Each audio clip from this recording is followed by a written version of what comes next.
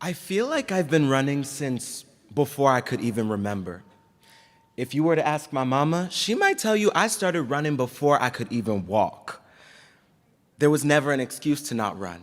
I mean, nobody could ever tell me that we didn't have enough money to go for a run or that I'd have to find a ride back home, and so I stuck with it. And I got pretty damn good at it too, okay? Running was my vice. Running was my escape. My ability to run opened doors and gave me opportunities that I didn't always think were available. I remember when I won my first track meet, running the 400-meter dash. A student journalist interviewed me and asked me to describe what it felt like when I was running. I knew exactly the answer she wanted to hear, and so I gave it to her. With every step I took, I felt like I was floating away from my problems, free from the stresses of life. Truthfully, though, had I been honest with her, I'd have told her it was painful. My body ached with every step, sore as could be. Most times it's so hard, I feel like I can't breathe. But I keep running because, unlike some, I realize it's a blessing that I still can.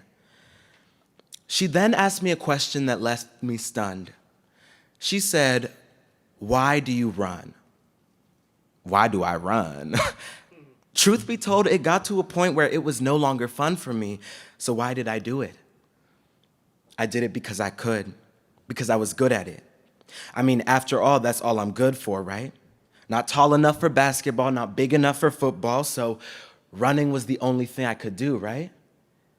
Hell, every classroom I set foot in, it felt like people were ready to see me fail before I began, and so I ran. Because running was the only place where people expected to see me succeed, and so I did. Well, if you were to ask me today why I run, I'd tell you running has become a privilege that I didn't even know I'd been taken for granted. I don't look at it with the same discontent I once did. What was once the key that opened doors of opportunity had now become another reason for suspicion of my character. I don't run with the same careless energy I used to. I jog. Because unless I'm on a track, seeing someone like me sprinting through your neighborhood is just another facet of evidence for a crime that I was deemed guilty of before I could even plead my case.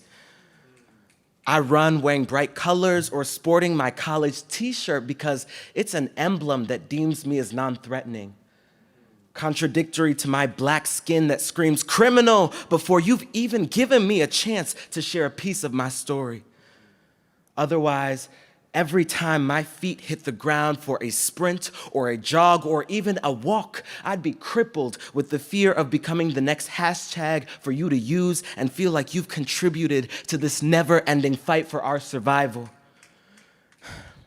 I run because even though some choose to believe that my black skin is bulletproof, my skin has been beaten, battered, and bruised beyond repair. My black skin has weathered so much hate, hearing another innocent joke might just be the thing that breaks me into a million pieces. My heart can only take so much aching, and my eyes can no longer bear to see my brothers and sisters being killed before my eyes on a viral video. I run for the mothers and fathers, for the sisters and brothers, for the sons and daughters whose households don't shine as bright as they once did. For the heartache and the heartbreak of seeing someone who meant the world to you, someone you held in your arms, someone you coddled and prayed for, being ripped from this world with no justification. I mean, why should any mother have to tell their child not to wear hoodies outside at night because it labels them a culprit? Or not to play with toy guns because the connotation of any weapon in their hands makes them a thug before their right to bear arms comes to mind? I run because as much as you want to tell yourself that you don't see color, it's the first thing I see when I look in the mirror each morning. It's who I am. It's a part of my identity, so if you can't love me, respect me, protect me, dark skin and all, then your complacency has no place in my life and it's only fitting the issue at hand. I run for every black child who is still learning to love their skin in the midst of what seems like a never-ending fight for our survival. We were born into this beautiful black skin and sent into a world that nobody prepared us for. We were taught the lessons. Hands on the wheel, no sharp movements, keep your ID on you at all times. But nobody could prepare us for the way it feels to see someone of your complexion being murdered before your eyes time and time again. Wondering if our skin is synonymous to the lesser than, or if this hatred and this evil is a byproduct of a nation that boasts of liberty and justice for all. Feeling like I needed to dilute my blackness for you to enjoy the taste of my name in your mouth. Yet no amount of code switching could make me any less black than I am.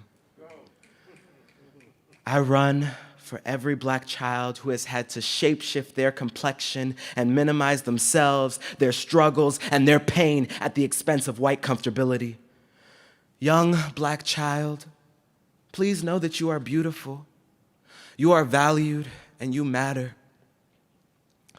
I run because while we were fighting for our lives and barely staying afloat, you drowned us out with combative rhetorics. Black Lives Matter became Blue Lives Matter, became All Lives Matter, became your attempt to mask your racism with inclusivity. Well, what good is inclusivity and unity when our greatest concerns will never be your priority? We were ridiculed for taking a knee in solidarity, gave you the peaceful protest you wanted, and in return, you took a knee on our necks and squeezed out every last breath. And so, I run for every black boy whose joy was stolen from them, for every black girl who was robbed of their magic, and for every black being whose voice was silenced. I run because every black life is important, because every black life matters, because all black lives matter. I run because I refuse to be silent. I run. Thank you.